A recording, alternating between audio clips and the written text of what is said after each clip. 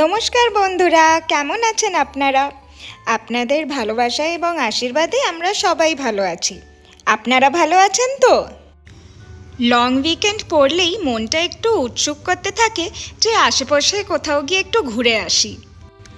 তাই এবার 15th August, যেটা ইন্ডিয়ান ইন্ডিপেন্ডেন্স ডে, সেই লং উইকেন্ডে আমি, উৎসব, দিদিভাই, সুপ্রীতম দা, সানাই, টুইঙ্কল আর কুশল আমরা সবাই মিলে ডিসাইড করলাম ব্যাঙ্গালোরের কাছে একটি জায়গা সকলেশপুর, ওখান থেকে ঘুরে আসতে। সকলেশপুর ওয়েস্টার্ন ঘাটসে অবস্থিত একটি টাউনশিপ, যেটি কর্ণাটকার স্টেটে অবস্থিত। ব্যাঙ্গালোর থেকে সকলেশপুর যেতে প্রায় আমাদের ধরুন ওই 6 ঘন্টা লেগে গেছিলো। আমরা খুব একটা যে ব্রেক দিয়েছিলাম তা না, কিন্তু হ্যাঁ, একটু ফ্রেশ হতে বা একটু ধরুন টি ব্রেক এগুলো তো লাগেই। তো ওই জন্য এই টুকটাক ব্রেকগুলোই আমরা দিয়েছিলাম। কিন্তু সকলেশপুর ব্যাঙ্গালোর থেকে যেহেতু একটু দূরে, ওই জন্য আমাদের পৌঁছাতে 6 ঘন্টা প্রায় লেগে গেছিলো। ব্যাঙ্গালোরে সেদিন ট্রাফিক তো ছিল, কিন্তু আমরা সবাই মিলে গল্প করতে করতে আর আড্ডা মারতে মারতে কখন যে কিভাবে ব্যাঙ্গালোর ক্রস করে নিলাম তার টেরই পেলাম না। জার্নিটা একটু লম্বা বলে আমরা সাথে করে ব্রেকফাস্ট নিয়েই গেছিলাম। ওই জন্য ব্রেকফাস্টের জন্য আমাদের দাঁড়াতে হয়নি, শুধু ওই যে একটু চা আর ওয়াশরুম যেতে যা একটু আমরা স্টপ করেছিলাম। ওয়েদারটাও খুব ভালো ছিল বলে আমাদের অতটাও কষ্ট হয়নি, খুব সুন্দর ফুরফুরে হাওয়া দিচ্ছিল সেদিন। একবার ব্যাঙ্গালোর সিটি থেকে বেরোলেই রাস্তাটা এত সুন্দর হয়ে যায়, চতুর্দিকে গ্রিনারি, ডাব গাছ, খুব সুন্দর লাগে দেখতে।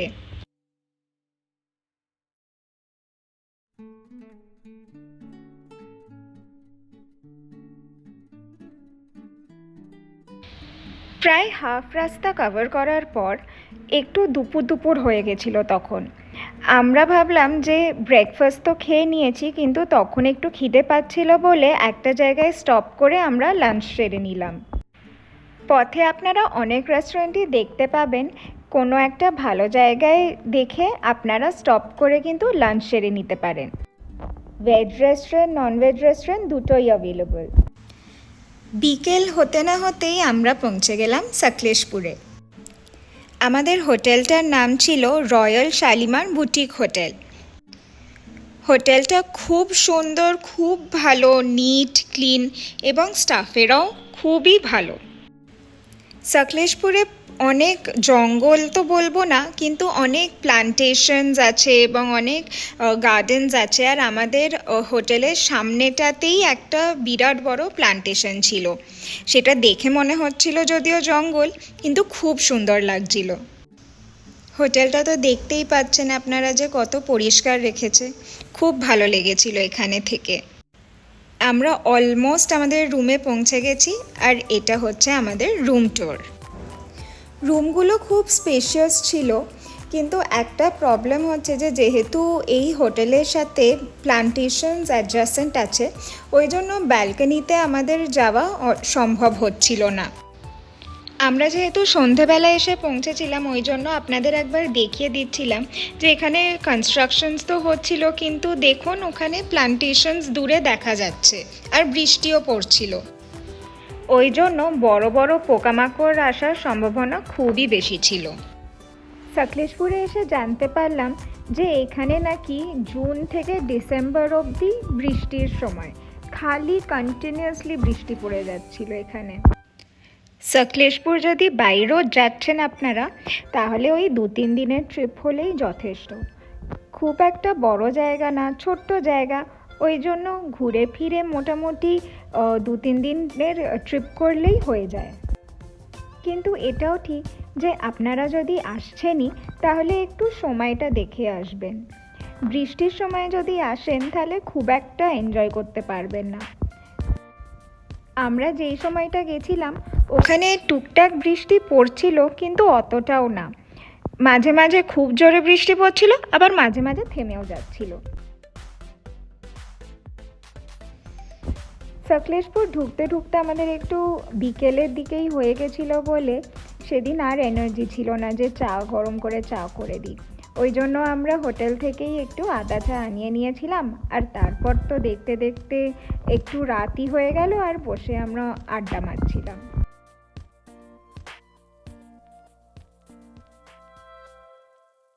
Good morning friends, next day হয়ে গেছে। আমি তো উঠে পড়েছি, আমাদের 9টার সময় বেরিয়ে যেতে হবে সাইট সিইং করার জন্য। তো এই কটা বাজে এখন ঘড়িতে মনে হয় 7:30 এরকম কিছু একটা বাজে। তো চলুন আপনাদেরটা একবার বাইরে দেখাই। আমি অনেক ভোরবেলা একবার উঠেছিলাম, তো তখন তো পুরো বৃষ্টি পড়ছিল আর একদম ঘন মেঘে ঢাকা। এখন একটু ক্লিয়ার হয়েছে, চলুন।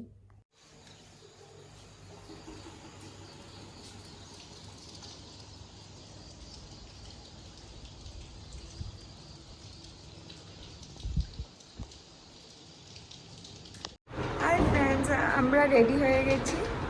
আমরা না, মানে আমি রেডি হয়ে গেছি, আর উৎসব এই জাস্ট যাবে রেডি হওয়ার জন্য। এটা আমাদের ডাইনিং এরিয়া। রুমের সাথে আমাদের ব্রেকফাস্ট ইনক্লুডেড ছিল। এখানে ব্রেকফাস্টটা বাফে ছিল, তো বাফেতে এখানে জেনারেলি সাউথ ইন্ডিয়ান ব্রেকফাস্টই দেয়। আমাদের প্রত্যেক দিন সকালবেলায় ইডলি তো মাস্ট বাফেতে থাকবেই, দোসা তো হয়তো থাকে, কিছুদিন থাকে না। তার সাথে আমি দেখি এরা খুব পোহা খায় আর রাইসের প্রিপারেশন খায়। রাইসের প্রিপারেশন বলতে ধরুন ওই ট্যামারিন রাইস, টমেটো রাইস এরকম। সকালবেলা কিন্তু সাউথ ইন্ডিয়ানদের এটা টিপিক্যাল ব্রেকফাস্ট। আর সাউথ ইন্ডিয়াতে তো ফিল্টার কফি খুবই ফেমাস, তাই ব্রেকফাস্টের মেন প্রিপারেশনের সাথে টি এবং কফি এরা দেয়। আপনাদের সাথে কথা বলতে বলতে দেখুন চলে এসেছি আমরা একটা ভিউ পয়েন্টে। এই ভিউ পয়েন্টটার নাম দেবরামানে ভিউ পয়েন্ট। এই যে পেছনে ছোট ছোট টিলা পাহাড়গুলো দেখছেন, ওইখান থেকে আমাদের ওপরে যেতে হবে।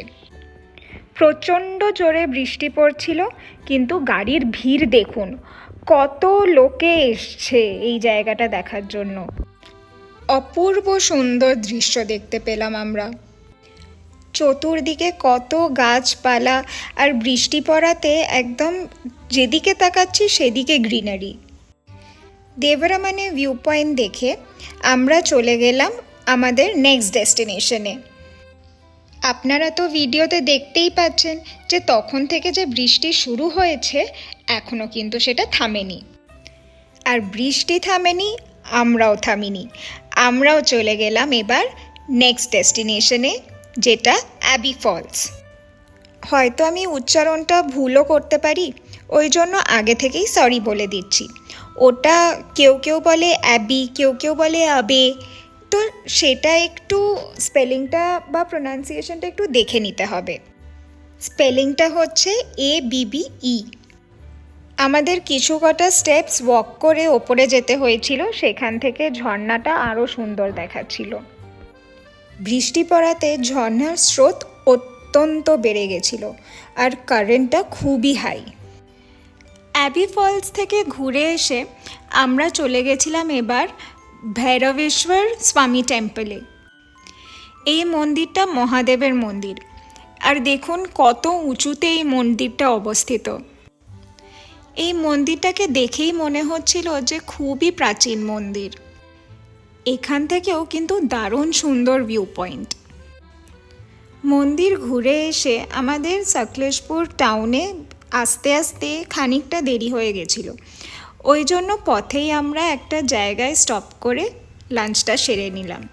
সেটা লাঞ্চ তো বলা যায় না, আমাদের এখানে ঢুকতে ঢুকতে প্রায় 4টে বেজে গেছিল। রাত্রিরে এসে আমরা অনেক টায়ার্ড হয়ে গেছিলাম, তাই ডিনার করেই আমরা রেস্ট নিয়েছিলাম একটু। পরদিন সকালবেলা আমাদের বিদায়ের দিন। আমি, টুইঙ্কল আর কুশল একটু তাড়াতাড়ি রেডি হয়ে গেছিলাম বলে সামনের এই প্লান্টেশনের দিকটা আমরা একটু ঘুরে এসেছিলাম। সকলেশপুর খুব একটা বড় জায়গা না, কিন্তু এখানে আসলেই যেন মনটা জুড়িয়ে যায়। এত গাছপালা, এত গ্রিনারি, এটা তো শহরে দেখাই যায় না। আর এটাই হয়তো আমরা সবাই মিলে খুব মিস করি। এখন আমরা হোটেলকে বিদায় জানিয়ে একটা দারুণ ইন্টারেস্টিং সাইট সিইং করতে যাচ্ছি। আমরা এখন যাচ্ছি টিপু সুলতানের বানানো মঞ্জারাবাদ ফোর্টে। এই ফোর্টটা টিপু সুলতান 1972-তে বানিয়েছিলেন এবং এটি 988 মিটার্স অ্যাবাভ সি লেভেলে অবস্থিত। এই ফোর্টটার বিশেষত্ব হচ্ছে যে এটা তারার মতন দেখতে, মানে স্টার শেপড। এই দুর্গটা টিপু সুলতান তখন বানিয়েছিলেন যখন উনি মাইসোরে নিজের রাজত্ব প্রতিষ্ঠা করতে চেয়েছিলেন। লোকের মুখে শোনা যায় যে একটা পরিষ্কার দিনে, মানে যখন বৃষ্টি হবে না, ক্লিয়ার স্কাই থাকবে, তখন নাকি অ্যারাবিয়ান সিও এখান থেকে দেখা যায়। ফোর্ট থেকে নামতে নামতে একটু দেরি হওয়ায় খানিকটা গিয়ে আমরা লাঞ্চ সেরে নিলাম। লাঞ্চ হয়ে যাওয়ার পরেই আমরা সোজা রওনা দিলাম ব্যাঙ্গালোরের পথে। আমাদের এই ছোট্ট সাকলেশপুরের ট্রিপ ইতি হলো। এই ব্লগটা দেখে আপনাদের কেমন লাগলো আপনারা অবশ্যই আমাকে জানাবেন। আপনাদের যদি এই ব্লগটা ভালো লেগে থাকে তাহলে প্লিজ একটা লাইক করে দেবেন। এই ব্লগটা ভালো লেগে থাকলে তাহলে কমেন্ট এবং শেয়ার করে দেবেন। আজকের মতন আসি, দেখা হবে পরের একটি ব্লগে।